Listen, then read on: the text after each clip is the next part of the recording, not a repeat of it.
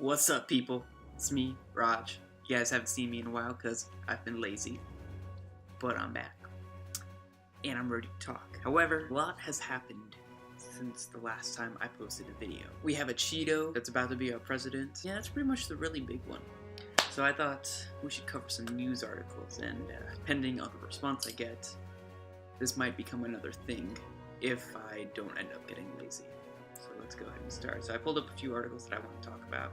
The first was, and this is from the New York Times, and you can be seeing this too, Trump says he thinks that it was Russia that hacked the Democrats. Now, here's my thing with Trump. Oh, there's a nice little picture of him. Here's my thing with Trump. He's very wishy-washy. 8 years ago, he said that Barack Obama was not a U.S. citizen. Then he renounced that about a few months ago.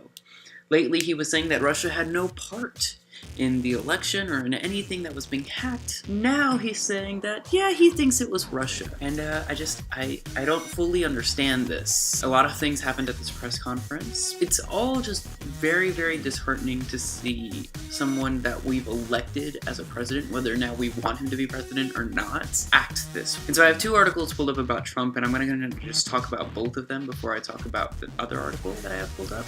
And so one is, of course, Russia being involved in the hacking of the Democrats. The other one is about the conflicts of interest of Trump. So let's go ahead and talk a little bit about this.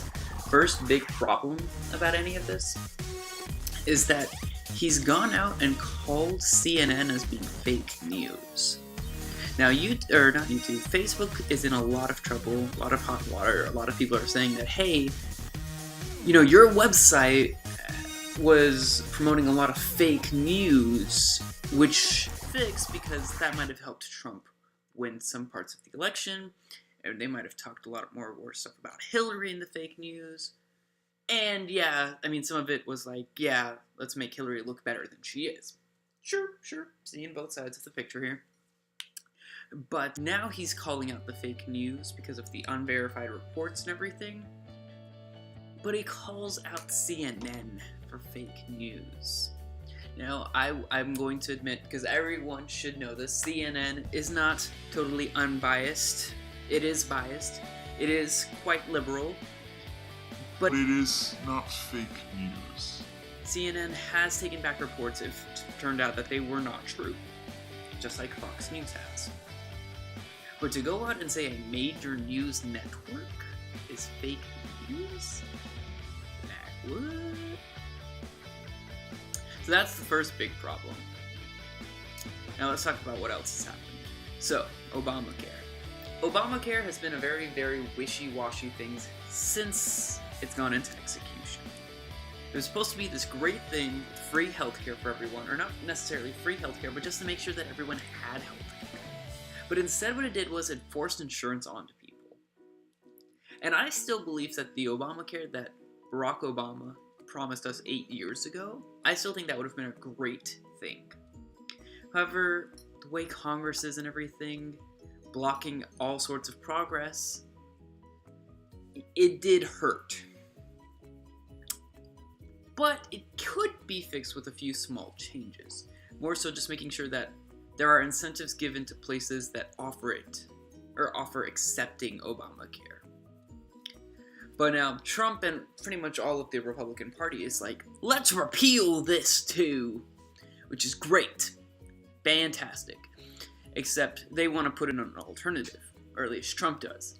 Except the problem with that is Trump doesn't know what he wants as the alternative. Like everything else that so far has been related to Trump, there's lots of action, lots of yelling, but then no execution, because there's never any real plan. And everybody says they like Trump because Trump's not a real politician. Here's what a real politician does. They'll give long speeches, talk a lot, do nothing, because they don't have a real plan. Here's what Trump does. Yells loud, gives long speeches, curses people out and imitates disabled reporters, has no plan when it comes to execution. So yeah. But now let's talk about the other conflicts of interest. Ivanka, Donald Trump's daughter, Ivanka Trump, or Ivanka Kushner, I guess. I don't really too much effort to pay attention to that.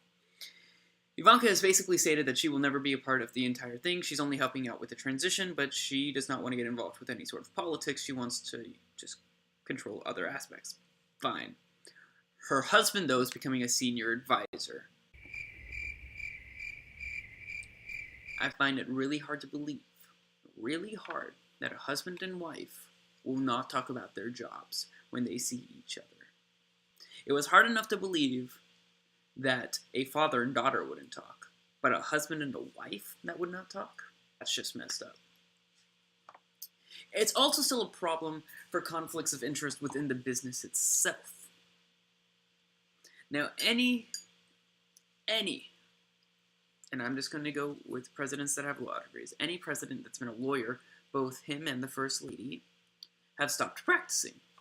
For example, if the First Lady had a case, and she was like, well, it's going to take me 5 years to get this case pushed through. Hey, my husband's the president. Pass it through now. And so the same thing can happen with these businesses. They could always pull out, well, our dad's the president of the United States. And see, the thing is yes, it shouldn't happen. Checks and balances are in place. But we're living in a world now where nothing is guaranteed. And so we have to come to this idea that nothing that we think is going to be like, well, that's just darn impossible. Trump wouldn't do something like that. That's just, I mean, that's no longer a guarantee. In other news, though, last night, President Obama gave his farewell speech at McCormick Palace in Chicago. Yeah. Stating, and he, Michelle, Joe, because we're all chummy friends and I can just say their names like that. Secret Service, please do not come after me. They've all stated that they gave the speech in Illinois, specifically in Chicago, because that's where it all started. Usually it's held in the Oval Office, but I mean, I admire Obama for going to his roots and being like, yes, we need to go back to this. And I think he didn't only do this because that's where the election started. I think he's sending a broader message through symbolism. Throughout his speech, he talked about how we need to end the divisiveness, how we need to get through our fears of people that look different than us. And we need to step together as one nation. Because that's the only way we're going to survive the next 4 years. That's how we're going to survive anything that we're put through as a country. And so what better way to do that than go back to our roots? A time where we can all see that we're all the same before this divisiveness started. And that's why he went back to Chicago. Maybe. Maybe he just, really wanted Illuminati's pizza. I mean, deep dish, pretty good. So, yeah. But other key highlights that I think, should be pointed out is a lot of people were upset and saying rumors about his daughter. I believe Sasha was not there in attendance, and they were saying that maybe she doesn't respect her dad or something. She had an exam at her school. Yeah. I don't know why I thought that was necessary to point out. It's just, I feel like it was necessary to point out. I mean, honestly, that's just really it. You can see that she's missing from this picture, and you can see this beautiful man right here, Joe Biden. Yeah. I could leave you with one note today. It would be that the next 4 years are going to be tough, but luckily you have me whenever I post videos to get you through it. And I can also say that this is not a time for divisiveness or fear. Thanks for watching this video. Subscribe if you haven't. Like this video. Let's see if we can get 2 likes. Probably can't, but let's go for it anyways. Peace.